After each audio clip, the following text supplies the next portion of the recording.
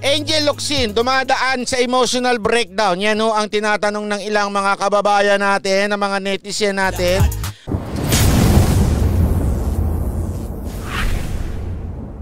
Good day and welcome to Donmar TV News Channel. Mga nagbabagang balita sa buwan ng Hulyo. Bakit to? Kasi naman pambihira naman to si Angel. Parang lahat na lang gustong jawayin. Ano ba, Madam Angel? Ano ba yan? Dala ba yan ng kalakihan ng iyong utak? Huwag kayong ganyan. Nasasabi na naman lang, body shaming. So, masama na ba ngayon magsabi na mag-exercise ka? Body shaming na kagad yun? Hindi yun. Huwag kayong ganyan. Madam Angel Locsin, if you're listening, I have a suggestion to you. Kaya itong suggestion ko kay Madam Angel. Ito, walang biro ito ha. Ikaw, Sir Rudy, sigurado alam mo ito. Pag ikaw nagbigang ka sa simula, talagang in 1 week, yung magiging positive ka, magiging energetic ka, lahat talaga sobrang positive mo kasi yung bigat ng mga karne, mawawala sa katawan mo eh. Lalo na pag naka-1 buwan ka na. Grabe yung energy mo. Talagang yung hindi ka na magiging high blood, ang saya-saya mo na, very positive ka na. Kaya suggestion ko talaga dito kay Madam Angel, lahat na lang kasi binanatan niya. Paano sila mananalo sa pinaglalaban nila? Ultimong kakampi, inaaway niya. Diba nung isang araw, sino pinaringgan niya? Si Sarah Geronimo. Keso nagtirik-tirik ng kandila, mga ganyan-ganyan. Keso binanatan niya, bakit ganito, bakit ganyan? Ngayon naman, hindi pa nadala. Ala naman si ate. Ngayon, meron pa siyang purely disgusting. Anak naman ng tucha to si Angel Locsin, no? Sabi niya kasi yan, nung nag-post to si Jane De Leon, yung Darna ngayon, yung bagong Darna, about the joining rally, nag-post siya. Babasahin natin yan kung ano yung pinost niya at ano ba yung pag-aaway na yan Wala naman pinangalanan si Madam Angel. In fairness, in Perlalu, wala akong pinangalanan si Madam Angel. Pero obvious naman, kaya nga itong post natin na ito, galing ito sa Philippine Star. Na sinabi ng Philippine Star, although madalas mag-fake news ang Philippine Star, sinabi din natin na na ito yung kanyang parinig. Okay, babasahin natin. Para naman sa inyo, baka sabihin nyo, niluluko ko kayo Andali lang, ha? Asan na ba? Asan na? Ayan. Ito, papalitan natin man tugtog. Basta, Ito si Darna, ha? Meron nga nagtatanong sa iba Ito, tanong lang ng iba, hindi ako Sabi nila, sino ba ang tunay na Darna sa dalawang ito? Sino ang mas gusto ninyong Darna? Yung medyo malaman na Darna o yung sexy na Darna? Yan yung tanong ng iba. Hindi ko tanong yan. Ayoko ho. Ito. Babasahin natin. Ito. Ayan na yung Philippine Star. Buksan natin. Philippine Star. Asan na ikaw? Yan. Okay. Ito sabi ng Philippine Star. Purely disgusting. Ayan. Ito kasi yung sinabi ni Angel Locsin. No one asks you to go to a rally. Obviously, you don't need to go to use your voice for the voiceless, Angel wrote. May point. But making up an excuse to save face at the expense of those who are fighting for their lives is purely disgusting. Yung mga nag-i-excuse daw, But making up an excuse to save face at the expense of those who are fighting for their parang sinabi, yung mga nagdadailan pa dyan, na para i-save yung kanilang sarili, sa kapakanan o dahil dun sa mga nagpupunta sa rally. Your lives and their lives is purely disgusting. Disgusting daw. Disgusting daw ito si ano ba kasi yung sinabi nito ni Jane De Leon Actually, hindi ko kilala si Jane De Leon. Sa totoo lang hindi ko kilalang artista yan. Sino ba artista? Saan po ba galing si Jane De Leon? Hindi ko kasi talaga ako nanonood ng mga artista. Pasensya na. Ang huli kong in-idol na artista ay si Alice Dixon pa. Napapagalataan ng edad, no? Sabi niya, ito, mahaba pala yung post niya, pero ito yung parang part na parang siguro kinantil ang tenga ni Angel Locsin. My support to the current crisis that the network is facing right now is not just measured by going out in the streets in the times of pandemic. Ang tindi talaga ng mga Englishan na ito mga ito. Nakakaano ng ilong. Alam kong para sa nakakarami sa atin masakit ang closure ng ABS. Nakikiisa simpatya rin po ako sa mga kapwa ko kapamilya na nawalan ng kabuhayan. However, tatapot. Tama ba yun? Let us not forget that on the bigger picture, we're still at risk because we all have an invisible enemy to deal with. Our health and that of our loved ones are at stake as the COVID infection rate in our country continue to rise.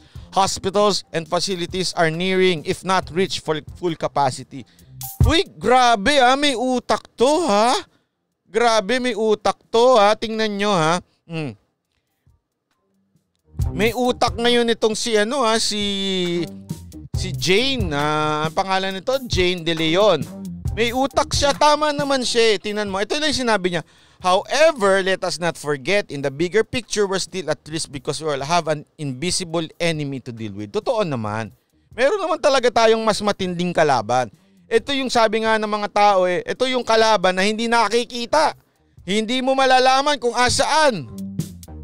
Our health and our loved ones are at stake. Ibig sabihin tayo ay naka na ating mga buhay. Di ba sinabi nga natin, hindi lang yung sarili natin. Kung mahal natin ang sarili natin, kung hindi natin pala mahal ang sarili natin, mahalin naman natin yung mga kamag-anak natin. Uuwian natin pagkatapos mo mag-rally, uuwi ka sa bahay nyo, dalhin mo yung kung ano mang sakit na napulot mo dun sa rally. Tama naman siya. As the COVID infection rate in our country continue to rise, totoo, hospital and facilities are nearing if not reach full capacity. Correct! Tama Correct! Correct! Buti naman may utak ka, madam. Thank you very much. Palakpakan dahil sa utak mo. Talagang may utak ka, buti naman. Naintindihan mo. Ako naman sabi ko nga sa inyo, yung sa mga nagrarally, gusto ninyo, okay yan, sa social media nyo na gawin. Mag-ingay kayo na mag-ingay sa social media. Lahat ng pakuno, gawin ninyo. Lahat ng video, gawin ninyo. Mag-TikTok pa kayo ng rally. Makibaka. Ganun pa rin yung sayaw. Makibaka. Diba, ganyan. Paulit-ulit na sayaw. Ganun. Diba, okay yun. Walang problema yan. Pero yung pupunta ka ba sa kalsada, magrarally ka pa, walang social distancing, tapos pag uwi mo, baka madala mo pa yung sakit, makahawa ka pa dyan. Sana kung ikaw lang magkakasakit, alam mo, hindi naman po sana, pero kung sana ikaw lang okay pa, pwede pa. Pero kung maghahawa ka pa ng ibang tao, medyo sablay na po yun. Kaya sabi ko, anong mali dito sa sinabi ni Jane De Leon? Wala namang mali Sinasabi naman niya talaga yung facts. Ang hirap po kasi dito sa mga katulad ni Angel Locsin, masyadong dinadaan sa emotion. Ito mga kababayan, lagi niyong tatandaan ito. Sa scripture ito the heart is deceitful. Saan bang scripture yun? Sandali, basahin, hanapin natin deceitful ito. Sa Proverbs, mali. Tama din pala, may Proverbs din pala. Wait lang. Maraming pala siyang pinanggalingan. Jeremiah 17 verse 9, the heart is deceitful above all things and beyond cure. Who can understand it? Proverbs 4:23, above all else, guard your heart, for everything you do flows from it.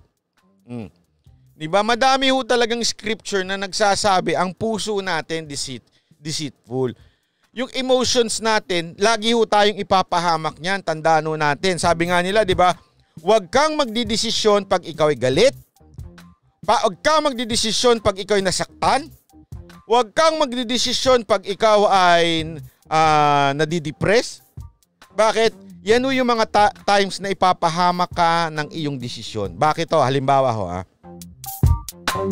marami akong karanasan sa mga girls. Yung nasaktan sila, na may naiwan ng jowa, tapos kaya nag-away yung pamilya, tapos biglang magre-resign. Lagi ko sa kanilang payo ganito. Sabi ko sa kanila, sige magpahinga ka muna, one week magpahinga ka. Okay? Pag yan pa rin ang decision mo after 1 week mo nakapagpahinga o after 2 weeks mo nakapagpahinga, sige, walang problema. Go. Okay. Pero yung ngayon magdidesisyon ka dahil nasaktan ka sa jowa mong ginoko ka. Alam mo naman mga jowa, manloloko yung mga hinayupak na yun yan eh. Ha? Talagang mamamali ka. Kaya nga tandaan ninyo, pag kayo nasaktan sa jowa ninyo, nasaktan kayo, nag-away kayo ng asawa ninyo, o kaya napagalitan kayo ng magulang ninyo, wag na wag kayong magdidesisyon patungkol sa trabaho ninyo. Okay? Wag na wag kayong magdidesisyon patungkol sa mga diskarte sa buhay. Bakit? Magkakamali kayo sigurado. Bakit? Kasi emotional kayo eh. Mataas yung yung emotion ninyo. So dapat hindi kayo magdidesisyon tungkol diyan. Yan kasi ang problema ng sa tingin ko ni Madam Angel. Masyado siyang emotional to the point lahat na lang ng magsabing wag lumabas, wag makipagrally, binabanatan niya o pinariringgan niya. Mali po yan, Madam Angel. Alam mo, if there's one fact na katotohanan ngayon sa panahon natin ngayon, it's not just EQ. Mali. It's not just IQ. It's EQ. Ano yung IQ? IQ, intelligent quotient. O yung talino sa utak. Pero ang mas importante lahat, sabi nga sa mga negosyante, mas nagsusurvive yung emotional quotient. Ano yung emotional quotient? Matibay yung emotion, hindi ka takot mag-fail. Yan yung sa mga trabaho, mas gusto ng mga boss yan, yung matataas ang EQ. Ibig sabihin, ano yun? Pag napagalitan mo, hindi yung pinag-iinitan naman ako ng boss ko. Yung boss ko, ako na lang lahat ang nakita. Yan, ganyan yung mga emotional na tao. Yung boss ko, ako na lang lahat ng masama. Yan ang kasi ng emotional na tao. Kailangan malakas ang emotion mo pagdating sa ganyan. Marami tayong kilalang ganyan, kaya maraming nagkakamaling vlogger eh. Kaya maraming naaaway yung mga vlogger eh. Basta mag-disagree ka na lang sa kanila, personally na lang nila lahat yung disagreement mo. Mali kayong lahat! Pinagtutulungan nyo kami! Hindi dapat yung mas malakas yung emotion mo kaysa sa... I know dapat malakas ang intelligence mo, matakas ang utak mo.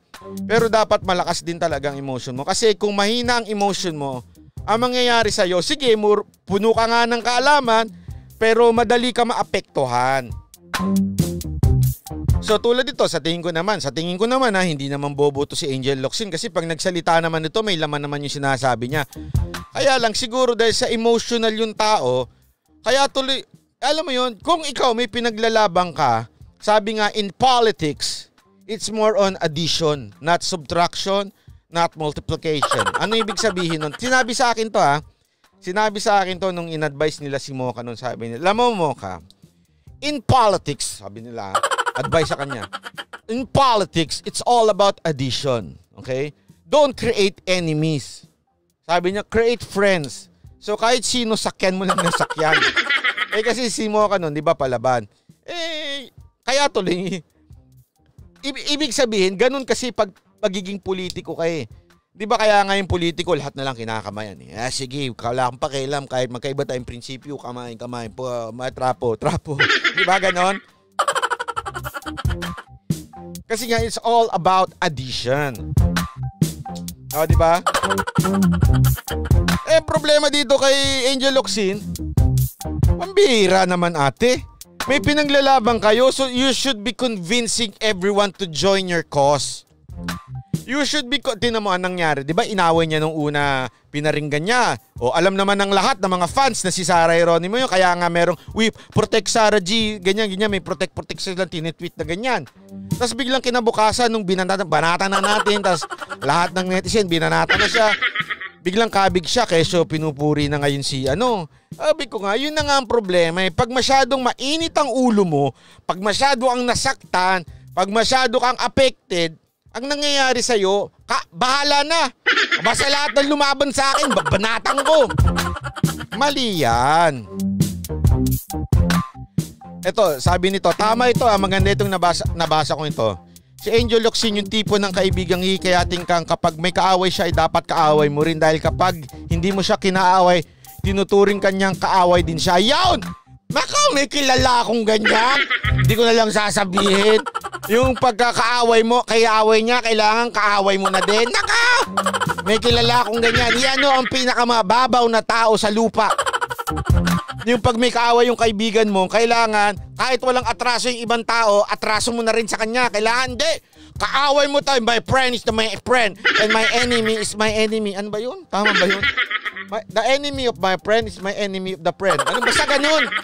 Sa madaling salita, yung kaaway ng kaibigan mo, dapat kaaway mo na din. Maliho yung ganyang klaseng prinsipyo. Wait lang. Giniginaw na ako dahil sa lagnat ko. Joke lang. Kaya nga ho, ang importante ho sa lahat, ha?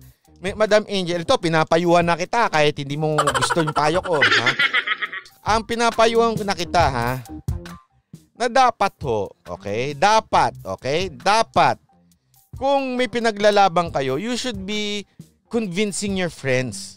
Convincing yung kapwa mo artista. Huwag mong banatan. Mali ka naman masyado eh. Para kang palaban na palaban eh. Alam mo yung mga ganyang palaban na palaban? Yung mga aktivistang komunista. Ganyan ho sila. Lahat na lang kinakaaway. Masyado na hubang na ano yung utak dito ng mga kakilala mo at mga kaibigan mong komunistang aktivista?